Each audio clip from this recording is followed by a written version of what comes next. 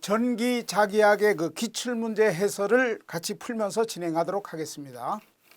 우리 교재 556페이지에 거기 모의고사 1회가 나오죠. 2019년 3월 3일 날 시행이 됐던, 자, 요거부터 먼저 풀면서 정리를 하겠습니다. 자, 1번은 전기 영상법으로 풀어나가는 겁니다. 왜냐하면 이 도체가 좀 특수한 도체인 경우 있죠. 뭐 무한평면 도체라든지, 그렇지 않으면 여기 나와 있는 것처럼 접지가 되어 있는 평면 구도체라든지 이런 특수한 도체인 경우에는 영상 전화를 이용하는 그런 기법으로 풀어나가는 겁니다. 그래서 1번은 영상법으로 해석을 하시면 되겠죠. 영상법. 영상법으로 해석하는 것은 실제 주어져 있는 여기 점전화가 주어져 있는데 큐클롱이 그 점전화하고 대칭되는 위치에 영상전화가 어디에 있다 이렇게 설정해 놓고 그 접지되어 있는 그 구면 도체를 없애는 대신에 그 영상전화하고 그 진전화하고 가지고 이렇게 등가적으로 해석할 수 있다는 기법입니다. 그래서 우리 영상전화로 해석할 때는 적용되는 그 영상 전하의 극성은 진전하하고 극성이 반대입니다. 그러니까 반드시 흡인력 형태로 산출이 된다 하는 그런 아주 기본적인 내용을 적용하면 1번에 쉽게 답이 나오겠습니다. 그래서 1번이 답이 되겠습니다. 그리고 실제 요 회로의 그 해석은 우리 앞부분의 기출문제라든지 예제에서 많이 경험을 했기 때문에 그것은 여러분들이 그때 참고로 해당 항목을 보시면 되겠습니다. 1번이 답이 되겠습니다. 그래서 영상법에 의한 해석에 영상전하는 이 Q 다시라고 할까요? 이놈은 진전하하고 극성은 반대가 되는 겁니다. 반대. 그렇죠? 극성은 반대가 되는 그런 영상전하를 이용한다. 뭐 크기는 좀 다를 수가 있죠. 그렇죠? 극성만 이야기하면 이제 반대가 되니까 결론은 흡인력, 서로 극성이 다른 두 전하이기 때문에 작용하는 힘이나 전개는 전부 흡인력 형태가 되는 것이다. 이거 여러분들 쉽게 답을 고를 수가 있겠습니다. 자, 그다음에 두 번째 문제는 에너지 효율이 어떻게 되느냐 하는 이야기죠. 에너지 효율. 이제 보통 효율은요, 이타라는 기호로 보통 많이 사용합니다. 에너지 효율이 어떻게 됩니까? 이게 에너지자 이렇게 써볼까요? 이렇게. 항상 그 효율이라고 하는 것은 에너지나 전력 개념으로 이렇게 따지는데 입력 에너지분의 혹은 입력 전력분의 출력 전력 혹은 출력 에너지. 그래서 입력분의 출력하는 이런 비율로 따져나가시면 되겠습니다. 그러니까 입력 에너지를 이렇게 EI라고 해볼게요. EI. 그래서 이런 입력 에너지를 받아가지고 실제 원하는 출력 에너지로 몇 %만큼 변환돼서 사용이 되고 있느냐 하는 이야기입니다. 그럼 출력 에너지는 아웃풋하는 오자 첨자를 줘가지고 이렇게 해석하시면 되겠습니다. 자, 그래서 여기에 보면 150kW의 전력을 입력으로 가해야 되는 것이다 하는 이야기죠. 그러니까 전력으로 150kW 전력을 입력으로 제공해 가지고 그래서 이제 사이클로트론이라는 이런 장치에서 이제 에너지를 갖고 있는 전자가 튀어나오면 거기서 이제 발생된 출력 에너지 비율이 얼마다 하는 이런 개념으로 따지시면 되겠습니다. 자, 그럼 우선 출력 에너지는 사이클로트론이라는 장치에서 양자는 전자하고 극성은 반대입니다. 전기량은 똑같지만은 그래서 양자라는 입자가 1초에 3 곱하기 10의 15승계 비율로 가속이 돼서 튀어나온다. 그렇죠? 그러니까 쉽게 표현하면 전자가 방출돼서 튀어나온다. 이런 개념으로 보셔도 되겠습니다. 그렇죠? 그래서 양자 하나가 가지는 에너지는 15메가 일렉트론 볼트 에너지다. 이렇게 줘 있죠. 그러니까 출력 에너지는 15메가, 메가니까 10의 6승 그러면 되겠죠. 10의 6승. 15메가 일렉트론 볼트. 일렉트론 볼트는 전자에만 쓰는 에너지 단위죠. 그게 얼마입니까? 1일렉트론 볼트는 1.602 곱하기 10의 마이너스 19승 줄이 되는 겁니다. 그렇죠? 그러니까 15메가 일렉트론 볼트 에너지가 만들어지기 때문에 전자 하나가, 그럼 이걸 곱하면 이제 토탈 몇 줄이다 하는 출력 에너지가 이제 산출이 되겠습니다. 자, 그런데 개수가 또 별도로 제시가 되어 있습니다. 1초에 3 곱하기 10의 15승계가 사이클로트론이라는 그 가속 장치에서 만들어져서 이제 발생이 되는 거니까 개수를 곱해야 되겠죠. 여기다가.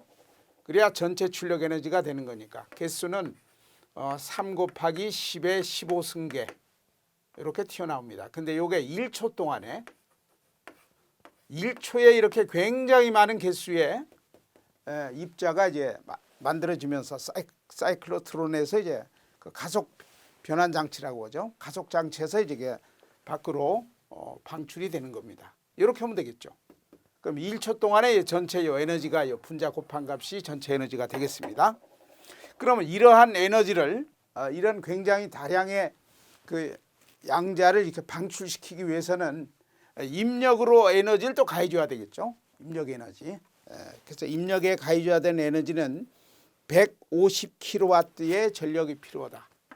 그러니까 150kW니까 10의 3승 그러면 와트가 되겠습니다. 그렇죠? 그리고 이 전력이라고 하는 것은 1초 동안에 한 에너지가 전력이죠. 근데 분자도 에너지라고 돼 있지만은 줄이지만은 요 for 1초니까 1초 동안의 에너지니까 이 수치는 전력이 되는 겁니다. 그렇겠죠? 그러면 이 전력 단위가 이렇게 서로 자연스럽게 약분이 되는 겁니다. 그러면 효율이 나오겠죠. 퍼센트로 표현해 보세요. 그랬으니까 곱하기 100 이렇게 하면 되겠습니다. 자, 여기 한번 계산을 좀 쉽게 해볼까요? 여기 보면 15하고 15가 있죠.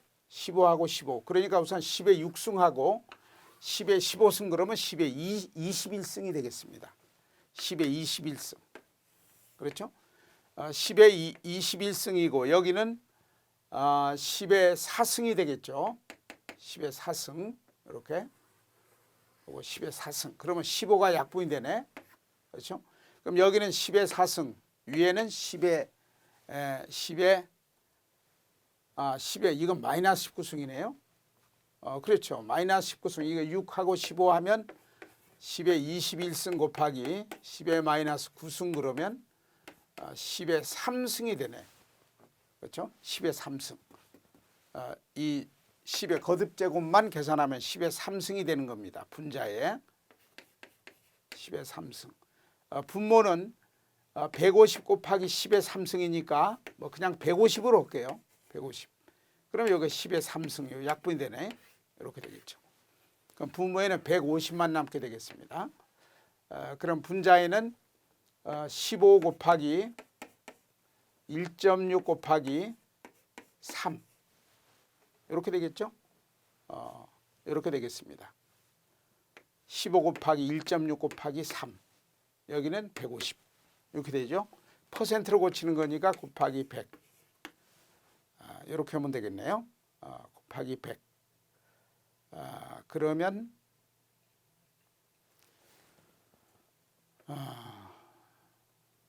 가만있어 봐요. 10의 6승에 15승 하면 10의 21승이 되겠죠. 그럼 10의 마이너스 9승 그러면 10의 3승이 남고 10의 3승이 남죠. 그리고 유효 숫자는 15, 1.6, 3 그렇죠?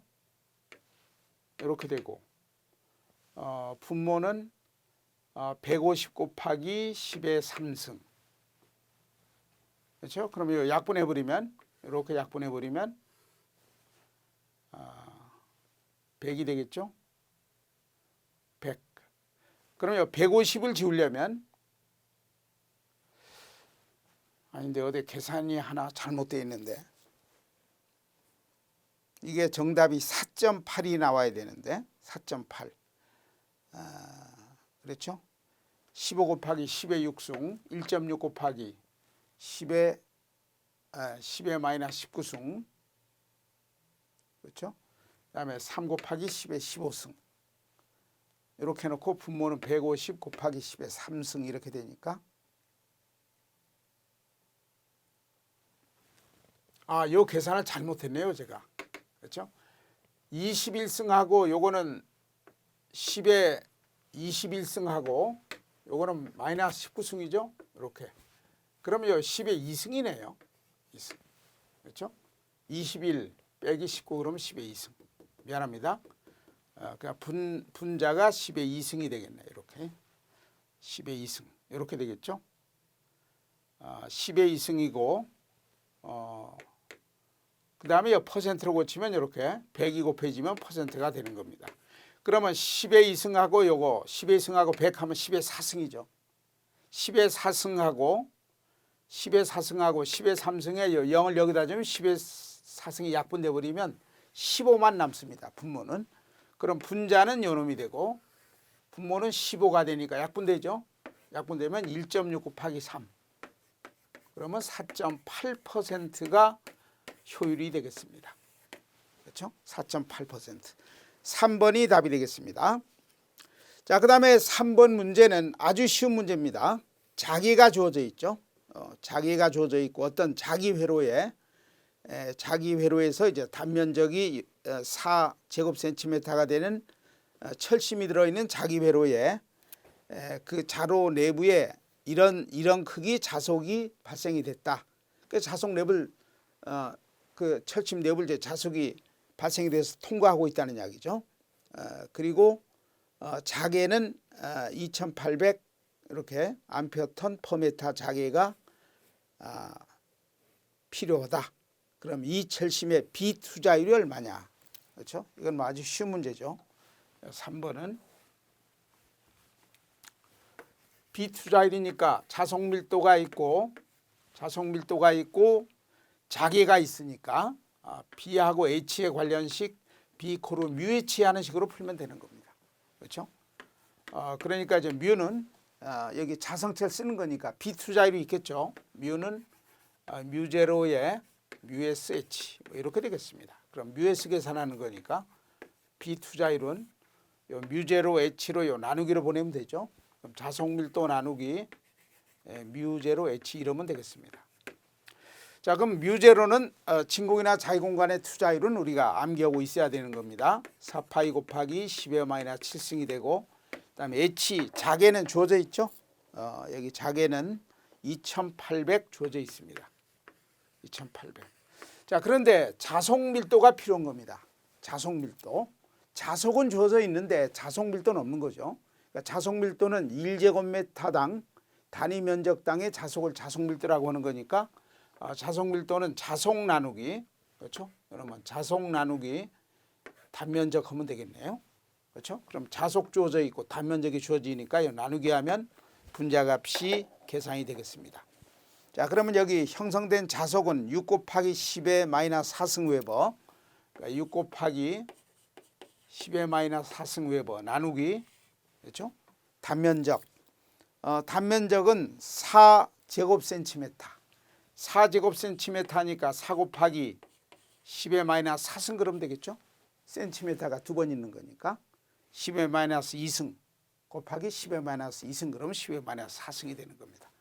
그러면 제곱미터 형태 MKS 면적으로 고쳐진 겁니다. 이게 이렇게 되겠습니다. 그러면 약분되죠. 약분됩니다.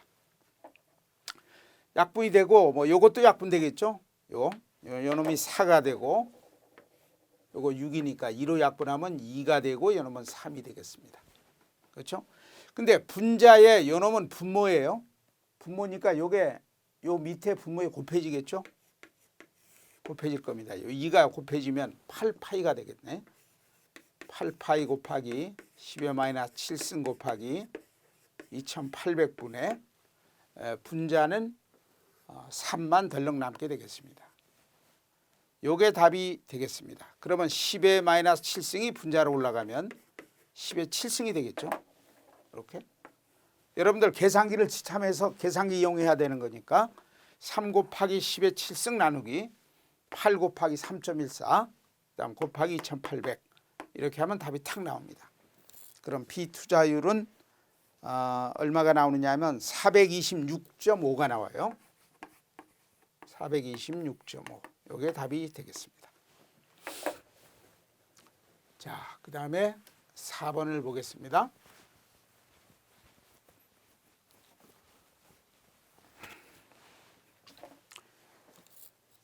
자, 4번 문제는 진공 상태에서 무한장 직선 도체가 있다. 무한장 직선 도체니까 전하가 연속적인 분포를 갖고 있는 도체입니다. 어떤 한 점에 집중된 점전하 같은 개념이 아니고 연속 분포의 전하입니다. 그러니까 선전하 밀도가 제시가 돼야지 1m 길이당 몇 쿨롱이다는 선전하 밀도를 여기 제시해 놨습니다. 자, 그래서 선전하 밀도가 이렇게 되는 무한장 직선 도체가 있다. 그럼 이 직선 도체에서부터 2m와 4m 떨어진 지점에 두 점 사이의 전위차가 어떻게 되겠느냐. 이것도 여러분들 앞에서 풀었던 그런 문제가 되겠습니다. 자, 그래서 여기는 전위를 요구하고 있죠. 전위. 그러니까 4번은 전위를 요구하는 겁니다. 전위차니까 한꺼번에 쓸까요? VAB 이렇게. A는 2m 지점, B는 4m 지점. 자, 전위는 여러분들 정의할 때 기억합니까? 이렇게 마이너스 이렇게 해서 B에서 A 이렇게 해서 여기 전개를 이렇게 거리로 이제 곱하면 전개 곱하기 거리 하면 전압이 되죠. V 이퀄 ED 하는 거니까. 그래서 이 미소 길이를 해당되는 이 길이만큼 적분해 버리면 답이 나오게 되는 겁니다. 자, 그런데 여러분들이 이걸 암기하고 있어야 되겠죠. 무한장 도선의 전개. 무한장 도선에서 R메타 떨어진 지점의 전개는 여러분들 암기가 돼 있어야 되는 겁니다. 여러분들이 이건 암기가 돼 있어야죠. 그 무한장 도선의 그 주변에 원통의 가우스 표면을 설정해 가지고 가우스 법칙으로 풀면 나오는 겁니다. 쉽게. 그래서 전개가 어떻게 나오느냐 하면 2파 입실온 제로 2파 입실온 제로 R분의 뭐 로엘 이런 형상이 되나요? 선전하 밀도니까. 그렇죠? 2파 입실온 제로 R분의 로엘 이렇게 될 겁니다. 볼트 퍼 메타. 그러니까 요거는 여러분들이 암기하고 있어야 돼요. 그렇죠? 이건 암기가 돼야 되는 겁니다. 이건 뭐 여러분들 뭐 거의 지금 요거 하나만 푸는 문제도 많이 했죠. 무한장 직선 도선에서 R메타 떨어진 지점에 전개가 어떻게 됩니까? 그러면 우리 아까 이야기했던 가우스 법칙을 이용해서 풀어버리면 이렇게 나온다. R메타 떨어진 지점의 전개는 요거다. 요게 나온다.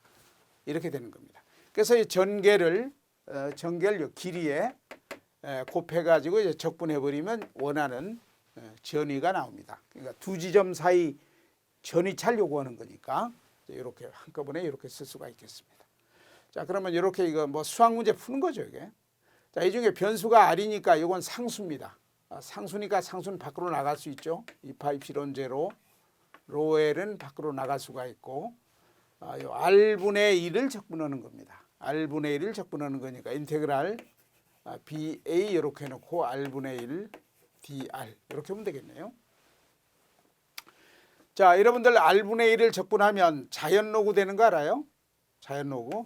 그러니까 이렇게 됩니다. 2파 입실온 제로 로 L 마이너스가 있고 ln R이 되는 겁니다. 이렇게 되겠죠? 자, 이렇게 해서 위에는 A, 밑에는 B. 요게 2m고 요게 R이 2m. A를 집어넣을 거니까 2를 집어넣을 거죠. 그다음 B는 4m. 이렇게 되겠습니다. 그럼 요게 마이너스가 있으니까 요 바꿔도 되죠. 요 마이너스 없애는 대신에 요쪽 여길 A 쓰고 여기 B 쓰고 그러니까 여기 2 여기 4를 쓰면 되는 겁니다. 자, 그러면 2파이 입실온 제로분의 로 L 이렇게 해놓고 결론은 요게 B를 바꾸면 마이너스 없어도 되는 거니까. 그럼 R 대신에 4가 들어오면 ln 4 빼기 ln 2 이렇게 되겠죠. 자, 로그 성질에서 로그 4 빼기 로그 2는 ln 이렇게 해놓고 로그 이렇게 해놓고 2분의 4 이렇게 되죠. 그럼 요 값은 2가 되니까 결국은 요 놈은 정리하면 ln 2가 되겠습니다. 그럼 요 괄호 안의 값은 결론은 ln 2의 크기가 되는 겁니다. 그러면 원하는 값이 나오네요. VAB 전위차는 2파이 입시론 제로분의 로 이렇게 해놓고 여기에 ln 2의 값을 계산해서 곱해주면 되겠습니다. 요게 답이 되겠습니다. 그렇죠? 자, 요게 답이 되는데 여기에서 자, 선전화 밀도 요걸 집어내야 되겠네. 선전화 밀도를 집어내야 되겠습니다. 자, 선전화 밀도가 2파이 곱하기 10의 마이너스 3승이니까 요게 2파이 곱하기 10의 마이너스 3승이죠. 그럼요 2파이가 약분됩니다. 이렇게 약분되죠. 그럼 입시론 제로분의 분자는 10의 마이너스 3승 해놓고 곱하기 ln 2. 그래서 2번이 답이 되겠습니다. 2번이 답이 되겠죠. 자, 5번 캐패시터 내부에 형성이 되는 정전 용량하고 또 캐패시터 내부에 설정이 되는 저항값하고 그렇죠. 그래서 캐패시터 어떤 유전체 안에 존재하는 정전 용량 또 유전체 내부에 존재하는 어떤 절연 저항 R 그 관련식 기억합니까? RC는 로이다 하는 여러분들 아마 암기가 돼 있어야지. RC는 로이다. 이렇게 기억이 돼야 되겠습니다. 그래서 5번은 3번이 답이 되겠습니다. 5번은 3번이 답이 되겠습니다. 자, 5번은 3번이 답이 됩니다. 어떤 유전체 내부에 존재하는 정전 용량 C하고 또 유전체 내부에 형성되는 절연저항 R하고 그렇죠? 그래서 RC 곱한 값은 로이다. 이렇게 여러분들 아주 중요하죠. 결과식. 요식 가지고 요놈 계산하세요 하는 것도 시험 문제에 따로 출제가 되고 또 요식 가지고 또 R 값이 얼마입니까? 이렇게도 출제가 되는 문항이 되겠습니다. 자, 그 다음에 6번. 자, 6번은 맥스웰의 방정식 4가지가 있죠. 미분형이 있고 또 적분형이 있습니다. 근데 이것은 반드시 숙지가 돼야 됩니다. 여러분들 맥스웰의 방정식 미분형으로 표현하는 건 4개하고 적분형으로 표현하는 건 4개하고 이거는 반드시 여러분들이 이해가 돼야 되겠습니다. 자, 그중에 2번 지문을 한번 볼까요? 자, 맥스웰의 방정식 중에 2번 지문을 보면 2번 지문을 보면 전속 밀도는 1제곱미터당의 전속을 전속 밀도라고 하는 겁니다. 그래서 전속 밀도에 자그마한 그 도체 표면에 이 수직인 이 도체 표면에서 수직 방향으로 이제 전속이 발산하게 되는 겁니다. 그럼 이렇게 곱하면 자그마한 도체를 둘러싸고 있는 자그마한 그 가우스 표면적이죠. 요 델타가 있으니까 거기에서 이제 뛰쳐나오는 발산하는 그 전속이 되겠습니다. 요 양이, 요 물리적인 양이. 그럼 이 면적을 실제 면적으로 이제 적용을 하는 건 적분하면 되겠죠. 면적분하면 되겠습니다. 면적분하면 결론은 어떤 도체를 감싸고 있는 가우스 표면적에서 그 표면적에서 이제 수직으로 직각으로 외부로 발산하는 전체 발산하는 전체 전하량이 나오겠죠. 이게 전속 밀도는 Q 전하 나누기 면적이 전속 밀도니까 거기다 요게 면적 이렇게 이제 면적을 적분하면 전체 표면적이 되겠죠. 표면적 이렇게 되면 결론은 그 안에 이제 Q하는 요 전속 개수가 나오는 겁니다. 그렇지? 그래서 전속 밀도를 이렇게 면적분 해가지고 그 안에 존재하는 전속 즉 전하 세기를 계산할 수가 있다. 그러면 전하량의 크기가 5쿨롱이다 그러면 전속은 5개가 그 표면에 수직으로 발산한다. 뭐 그런 게 되는 겁니다. 그래서 그 발산의 정리가 바로 이렇게 쓸 수가 있어요. 자, 이렇게 면적분으로 쓰는 것을 최적적분으로 바꾸는 것. 최적적분으로 바꾸는 것이 이제 발산의 정의다. 이렇게 볼 수가 있습니다. 그러면 이제 로라는 거 있죠. 로라는 것은 1 단위 최적당, 그러니까 1세제곱미터당 전하를 로라고 하죠. V자 첨자 쓰기도 하고 안 쓰기도 하고. 그러니까 단위 최적 전하 밀도. 그렇죠? 단위 최적당 전하 밀도입니다. 그럼 여기다가 이제 V를 곱하면 원래 자그마한 V 이렇게 곱해주면 결론은 자그마한 최적에서 나오는 전체 전하가 되겠죠. 요 되겠죠. 그럼 요 자그마한 최적을 이제는 적분구간을 둬가지고 실제 그 폐곡면에서 나오는 그 전체 그 전하가 결국은 그 둘러싸는 그 전체 최적에서 이제 나오는 그 전하와 같은 거니까. 그렇죠? 이렇게 최적적분으로 이렇게 바꿀 수가 있겠습니다. 그러니까 면적분, 요놈은 최적적분. 면적분과 최적적분으로 이렇게 바꿀 수 있는 관련식. 관련식이 발산의 정의다. 이렇게 공부했습니다. 결과는 요게 그 안에 있는 전속, 즉 전하값이 되는 겁니다. 이렇게 되겠죠. 결론은 이제 요런 관계식이 성립이 되는 것. 자, 그래서 지금 요게 어떻게 되느냐 하면 여기 2번의 지문은 적분 형태로 주어져 있는 겁니다. 적분 형태로 주어져 있죠. 우리가 늘 많이 표현을 쉽게 하는 것이 미분 형태로 표현할 수도 있죠. 미분 형태로 표현할 수 있다. 그러니까 다이버전스 D는 로다. 이렇게 쓸 수가 있죠. 다이버전스 D는 로다. 이것도 밀도고 이것도 밀도입니다. 그 밀도니까 여기다가 면적 곱하고 여기다 최적 곱해버리면 결론은 여기는 Q, 여기도 Q 이렇게 되는 겁니다. 이건 밀도 개념으로 이렇게 표현할 수 있죠. 이게 미분형으로 표현한 발산의 정의다. 이렇게 볼 수가 있겠습니다. 우리가 항상 이렇게 표현하죠. 다이버전스 D는 로다. 이걸 뭐 다른 기호로 표현하면 연산 기호로 표현하면 요거 델 발산이니까 닷 D 읽을 땐 다이버전스 D 해도 되고 뭐 델 닷 D는 로다 이렇게 할 수 있죠.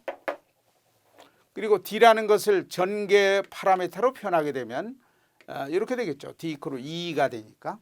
그렇죠. 요거는 또 이렇게 다이버전스 2는 델 닷 2는 입실론분의 뭐 로다. 이런 식으로 표현이 가능하게 되겠습니다. 그렇죠. 이것은 적분형으로 표현한 것이고 이것은 미분형으로 표현하는 것이다. 이게 바로 가우스 정리를 적용하는 발산의 정리를 이렇게 식으로 표현한 것이 2번 항목이 되겠습니다. 그래서 2번 항목에 다이버전스 D는 로다. 그렇죠? 다이버전스 D는 로다.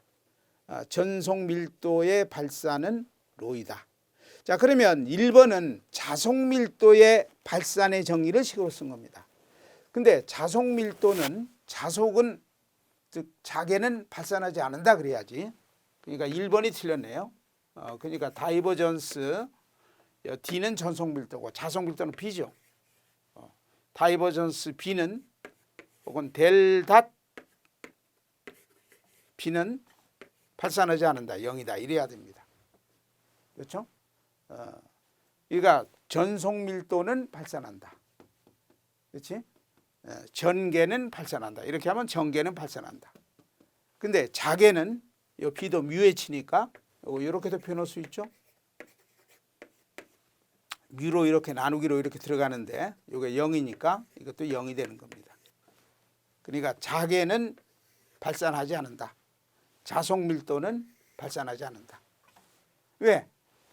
자석은 영원히 N극, S극이 공존하기 때문에 N극에서 나가면 꼭 S극 집으로 들어오는 거죠.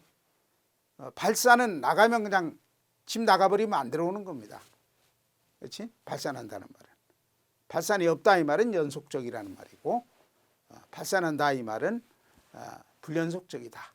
그렇게 우리가 정의하는 겁니다. 그러니까 이렇게 돼야죠. 이게 미분형으로 표현한 가우스형인데 여기 1번 지문은 이걸 이제 적분형으로 표현한 가우스형입니다. 그래서 결과는 빵이다 그래야 되는데 로 S다 이렇게 해서 1번이 틀렸습니다. 자, 이렇게 해서 3번, 4번도 여러분들 별도로 복습을 꼭 해놓으셔야 되겠습니다. 3번은 맥스웰의 이방정식이에요. 그리고 4번은 맥스웰의 일방정식. 그래서 이 6번은 반드시 여러분들 자격증을 떠나서 외부 시험이라든지 학교 공부에 이 아주 중요한 이런 맥스웰 관련 전작의 관련식 중에 굉장히 중요한 4개 식이 여러분들이 좀 이해가 되셔야 되는 겁니다. 자, 이렇게 해서 6번은 1번이 틀린 답이 되겠습니다. 자, 그 다음에 7번은 투자율이 주어져 있고 자화율이 주어져 있고 자화의 세기가 주어져 있는 걸로 봐서 자성체에 관련되는 문제가 되겠습니다. 그렇죠? 자성체에 관련되는 것. 유전체 같은 경우는 자화의 세기에 듀얼리티 대응하는 그 파라미터가 분극의 세기라는 것도 있고 또 자화율에 대응하는 유전체의 그 파라미터는 분극율이라는 게 있죠. 서로 듀얼리티죠. 서로 쌍대의 성격을 갖고 있는 문제입니다. 그러니까 7번은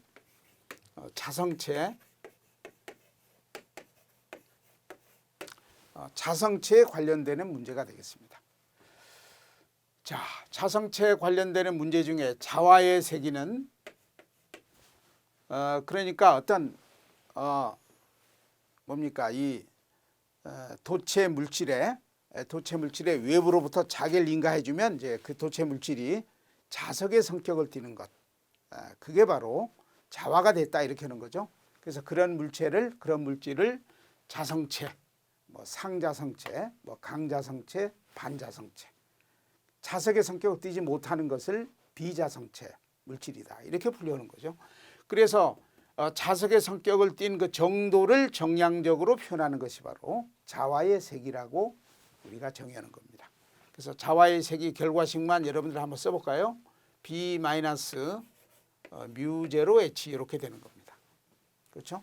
그럼 B는 뮤 H 이렇게 되는 거니까 이렇게 되겠죠? 그럼 뮤는 자성체 투자율이니까요. 뮤는 뮤 제로 뮤S 비투자율이죠. 뮤S 이렇게 쓰기도 하고 또 뮤R 이렇게 쓰기도 합니다. 자, 여기 주어져 있는 문제는 뮤S로 주어져 있네요. 비투자율을 뮤S 이렇게 쓰겠습니다. 이렇게 되겠죠. 자, 그러면 이 뮤제로 뮤S 마이너스 뮤제로 이렇게 쓸 수가 있겠습니다. 그럼 또 뮤제로로 묶을 수 있죠. 뮤S 마이너스 1 이렇게 되나요? 이렇게 됩니다. 요 비례상수 요것을 우리가 자화율이라고 하는 겁니다. 마그네틱 자화율. 카이라고 우리가 이제 읽을 때 카이라고 읽습니다. 자화율. 분극율을 할 때도 요 카이라는 기호를 쓰는 겁니다. 여기는 자화율이죠. 이게 자화율이다. 이렇게 보시면 되겠습니다. 그래서 이제 요 식 가지고 풀어나가는 관련 문제가 7번이 되겠습니다. 자, 7번에 1번은 틀렸네요. 자화의 세기는 이렇게 돼야 되는데 1번 틀렸죠. 자, 그 다음에 2번 B는 뮤H 이건 뭐 아주 자자 들어가는 아주 기본적인 약방의 감초식이 되겠죠. B 코른 뮤H 이건 맞습니다. 자, 3번에 뮤는 뮤제로 플러스 카이다. 그렇죠? 뮤는 뮤제로 플러스 카이다. 그러니까 지금 여기서 있죠? 여기서 요 비례상수 뮤 빼기 뮤제로 H 이렇게 쓸 수가 있습니다. 그래서 요 뮤를 전개하면 또 이렇게도 또 전개가 되는 거고. 자, 요 상태에서 보면 요게 자화율 카이가 되겠지. 이렇게 되겠습니다. 요 상태에서 식을 쓰게 되면 요게 뮤 빼기 뮤제로가 자화율이 되니까 뮤는 뮤제로 이항해 버리면 뮤제로 플러스 XM x가 아니고 카이 그래야 되겠지. 이런 식이 성립이 되겠네. 그렇죠? 요 식이 성립되니까 요게 3번은 맞는 겁니다. 자, 그다음에 이제 요걸 또 분해시키면 뮤제로 뮤s 이렇게 할 수 있죠. 여기서 비투자율을 알고 싶다 그러면 비투자율 뮤s는 뮤제로로 양변 나누면 되는 거니까. 그러면 좌변은 뮤s가 되고 뮤제로 나누면 1이 되죠. 1 플러스 뮤제로분의 카이. 이렇게도 쓸 수가 있겠습니다. 그러니까 4번도 맞는 지문이 되겠죠. 3번도 맞는 지문이 되고 이렇게 되겠습니다. 그러니까 1번은 확실히 틀렸습니다. 자, 그 다음에 8번 자기 회로의 자기 저항에 대한 아주 기본적인 문제. 우리 전기 회로에 전기 저항이 있는 것처럼 자기 회로에도 자기 저항이 있습니다.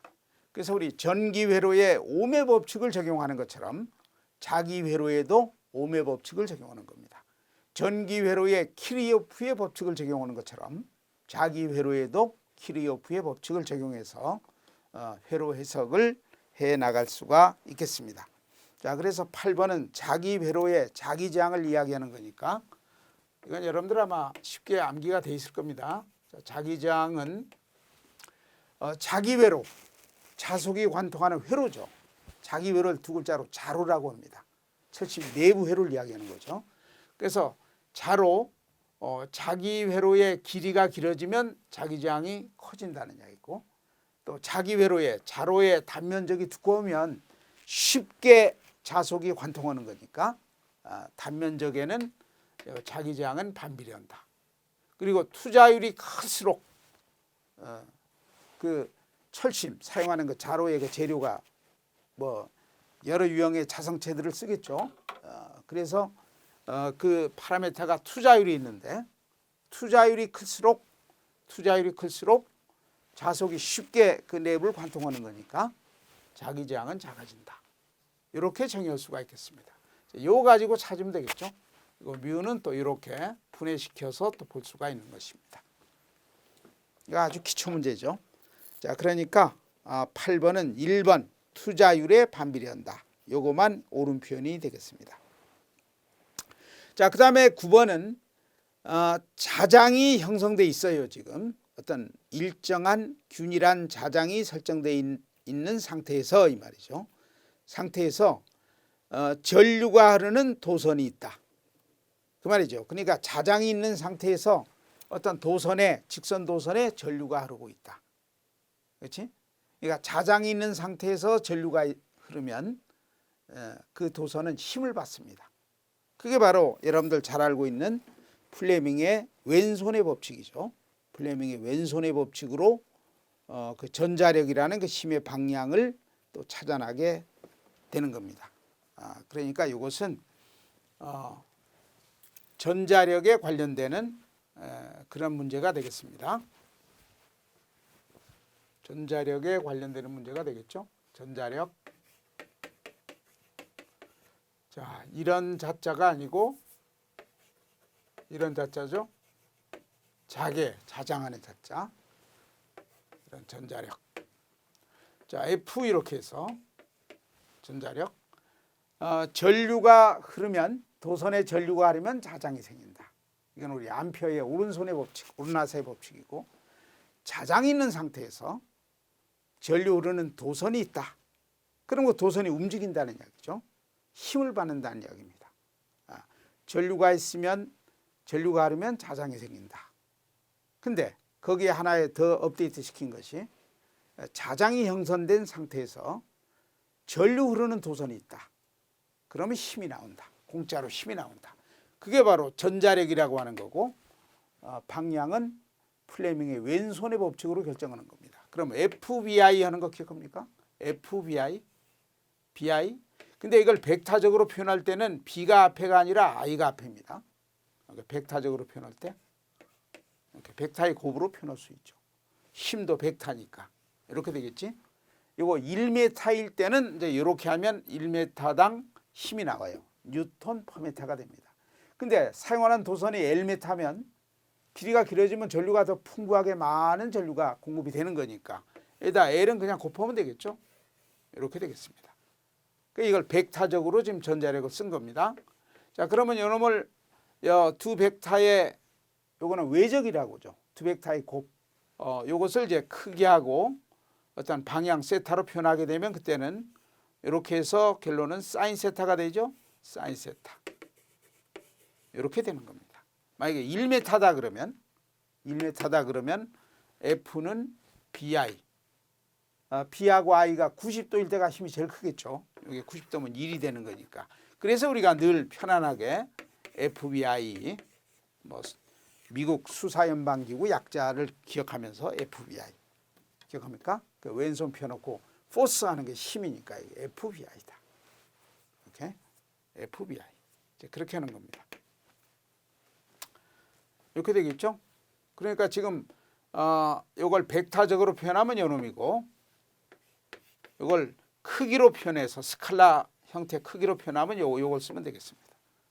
그러면 전류하고 자장이 90도로 지금 도선이 자장의 90도 형태로 지금 위치가 돼 있다. 그럼 이건 1이 되겠죠. 그럼 크기는 F는 빌이 되겠지. 빌. BIL. 빌. 이렇게 되는 겁니다. F는 빌. 이렇게 풀면 되겠지. F는 빌이다. 그래서 전류도 길이도 전부 2배씩 크게 하면 전류에도 비례하고 길이에도 비례하니까 요거 2배 그러면 4배의 힘이 나오게 되는 겁니다. 그럼 전자력은 4배나 큰 힘이 만들어지는 것이다. 그래서 9번은 4번이 되겠습니다. 자, 그런데 이것은 어떤 전류 파라미터를 제공했고 전류 대신에 V 파라미터를 쓸 수도 있습니다. V. 그렇지? 그래서 전기량, 전자가 전기량 갖고 있는 입자예요. 뭐 일반적인 표현은 뭐 Q 이렇게 하면 되지만은 뭐 전자 전기량은 워낙 크기가 작으니까 일렉트론 하나 스몰 E자를 써도 되는 겁니다. 일반적으로는 Q라고 쓰면 되겠지. 그러면 전기량을 V 속도로 획 던졌다. 그럼 그게 전류죠. 그럼 전류가 나오는 겁니다. 그렇지? 예. 그렇게 해놓고 전장이 미안합니다. 잘못 이야기했죠. 자장이죠. 자개 요거. 자장. 그러니까 자장이 있는 상태에서 전기량을 V속도로 던졌다 그러면 전류가 흐르는 거니까. 결국은 요렇게 쓰는 것을 요렇게도 쓸 수가 있다 하는 이야기. 그렇죠? 요렇게 쓰는 것을 요렇게도 쓸 수가 있다. 이것도 전자력입니다. 벡터적으로 표현하면 자, 요것도 B가 뒤에 와요. 외적으로 표현할 때 B가 앞에 오면 틀립니다. B가 뒤에. 이렇게 표현하는 전자력 방식도 있습니다. 이걸 특별히 로렌츠 포스라고 하죠. 로렌츠 포스. 그래서 요걸 이제 크기 개념으로만 표현하면 F는 QVB, 그렇지? QVB 사인 세타. 뭐 전자 같으면 Q 전기량 대신에 E자 쓸 수 있죠. EVB 사인 세타. 90도일 때가 힘이 제일 크니까 이렇게도 표현할 수가 있다 하는 이야기예요. 이런 표현 V라는 파라미터로 쓸 때 전자력, 로렌츠 포스라는 거 있죠. 이런 것도 뒤에 또 문제로 나오게 되는 겁니다. 이거는 이제 전류를 변수로 쓸 때는 요 놈이 되고 FBI가 되고. 자, 그다음에 10번을 보도록 하겠습니다. 다음 페이지로 가면 와류손이라고 돼 있지. 와류손. 와류라는 것은 와류는 뭐 일정한 방향을 갖지 않는다는 이야기죠. 좀 랜덤하다 이 말이에요. 랜덤하다. 와류손. 손 뒤에는 이제 실자가 있죠, 원래. 와류 손실 에너지. 그런 뜻이 되겠습니다. 그렇죠? 와류 손실 에너지다. 그걸 줄여서 와류손이다. 이렇게 우리가 이야기할 수가 있겠습니다. 자, 그래서 10번은 단면적을 갖고 있는 어떤 자성체 도체 있죠. 이제 도체에서 이제 이런 게 나타나는 현상이 되겠습니다. 그렇죠? 자, 이게 단면적 단면적이 S제곱 메타인 도체 물질, 자성체예요. 자기력 가해주면 이제 자화가 될 수 있는 물체입니다. 이런 자성체에 변하는 전류를 흘리면, 그럼 변하는 전류를 흘리기 위해서는 자성체 코일을 감아가지고, 그렇지? 코일을 감으면 전류를 인가하면 그 코일이 뱅글뱅글 감겨 있겠죠. 이제 그런 현상이라고 생각하시면 되겠습니다. 그래서 자성체 코일 감아서 교류 전류를 흘려주면, 교류 전류. 직류 전류는 대문자로 쓰지만 교류 전류는 보통 순시값으로 표현할 때 이렇게 소문자로 써서 구분할 수 있죠. 이제 교류 전류를 흘리면 교류 전류니까 크기가 어떻게 돼요? 크기가 커졌다 작았다 변화가 되는 그러한 이제 교류 전류를 흘려주는 겁니다. 그러면 이런 도체에 전류가 흐르면 자장이 생기죠. 즉 자기가 생기죠. 자속 밀도가 생깁니다. 자속이 생깁니다. 그런데 그 전류가 크기가 변하는 교류 전류를 흘려주는 거니까 자속의 변화가 발생이 되겠지. 자속의 변화. 그렇죠? 그래서 자속이 변화가 됩니다. 자, 자속이 변화가 되면 자속이 커졌다, 뭐 또 어떤 경우는 작아졌다 이렇게 변화가 되는 겁니다. 그러면 자속의 변화를 막으려고 하는 공짜 전압이 이 도체 양단에 나타납니다. 그게 우리 전자에도 법칙 아니에요? 그래서 자속의 변화로 인한 결국은 유도전압, 유도기전력, 유도전압이 이제 공짜로 이 도체 양단에 나타난다 그 말이에요. 그러니까 자속이 증가하는 부분도 있을 것이고 자속이 감소하는 부분도 있겠죠. 증가하는 부분도 있고 감소하는 부분도 있다. 그러면 유도전압은 자속이 증가할 때는 감소시키려고 하고 자속이 감소할 땐 증가시키려고 하는 그런 형태로 유도전압이 생기니까 유도전류도 이제 이렇게 흘렀다가, 그렇지? 또 한 번에는 반대로 이렇게 흘렀다가 이렇게 되겠지. 자속이 증가하면 감소시키려고 하는 방향의 전류가 흐르고 자속이 감소하면 또 증가하는 방향의 전류가 흐르고 이게 바로 맴돌이 전류입니다. 이렇게 일정한 방향으로 이렇게 흐르는 게 아니고 이렇게 되면 요 하나는 이렇게 변해줘야지. 이렇게 흘렀다가, 그렇지? 이렇게 됐다가 또 요번엔 또 반대니까 이렇게 됐다. 이게 맴돌이 돌아가는 맴돌이 전류예요. 그래서 이런 유도전압으로 인한 이 맴돌이 전류, 와류. 그러니까 이런 도체는 저항이 있어요. 이 자성체가 이제 하나 도체죠. 도체는 저항이 있습니다. 고유 저항이 있어요. 그럼 저항이 있을 때 이렇게 전류가 흐르면 뭡니까? 줄열이 발생이 되죠. 줄열. 저항이 있을 때는 줄열. 그 줄열이 바로 소모되는 열 에너지가 발생한다. 기억합니까? 어떤 전류로? 이런 와류 전류로 인해서 이 저항에 와류 전류가 가해지는 거니까 그럼 이 저항체에서 이제는 소모하는 줄열이 발생이 돼서 소모하게 된다. 바로 이것을 와류 손이다. 알기 쉽게 맴돌이 손이다. 이렇게 정의하는 겁니다.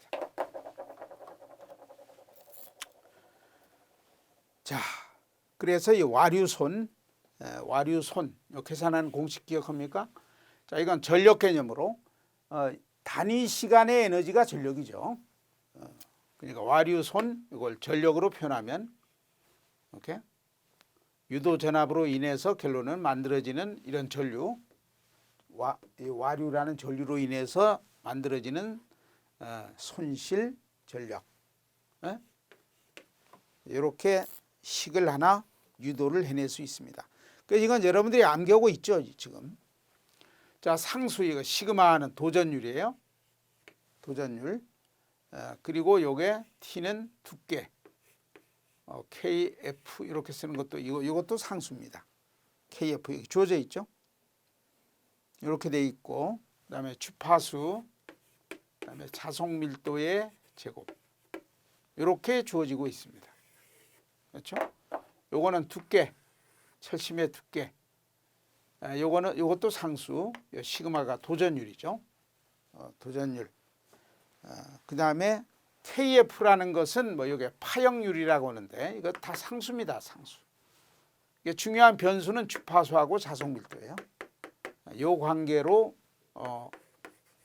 손실되는 전력, 열로서 소모되는 전력, 와류 손을 계산할 수가 있다. 자, 이 중에 틀린 것을 고르세요. 3번이 틀렸죠. 3번 로라고 돼 있는 거 있지. 자, 요 시그마는 도전율이고 요 모양이 비슷하게 생기는데 이렇게 이거 뒤집으면 이런 모양이 됩니다. 로는 저항률이라고 하죠. 요거 역수. 그러니까 도전율이 크면은 손실 전력 커요. 도전율에는 비례한다. 근데 저항률에는 반비례한다 그래야지. 이놈은 요 역수니까. 저항률에는 반비례한다. 그리고 주파수에는 비례한다. 자속 밀도 제곱에는 비례한다. 또 두께, 철심의 두께에도 비례한다. 이렇게 되는 겁니다. 그러니까 틀린 것은 3번만 틀린 겁니다. 그렇죠? 3번이 틀렸죠.